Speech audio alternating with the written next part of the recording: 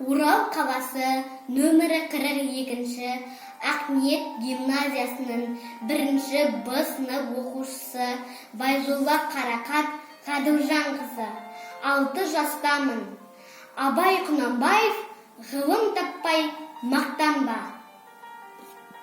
Ғылым таппай мақтанба, орын таппай баптанба, құмарланып шаттанба, ойнап босқа күлуге, 5 нәрседен қашық бол, 5 нәрсеге асық бол.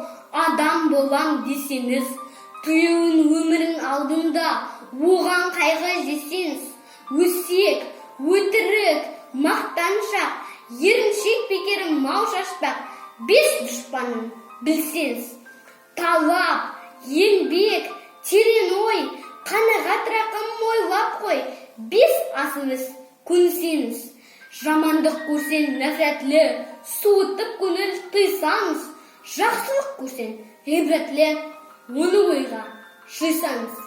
Ғалым болмай немене, балалықты қисаңыз, болмасан да ұқсаттақ бір ғалымды көрсеңіз. Ондай болмақ қайда деп айтпа ғылым сүйсеңіз.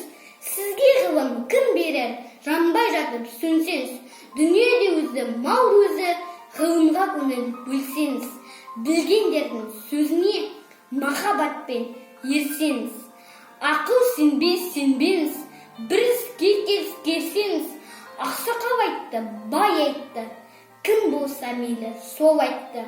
Ақыл менен жеңсеңіз. Надандарға бой берме, шын сөзбенен өлсеңіз.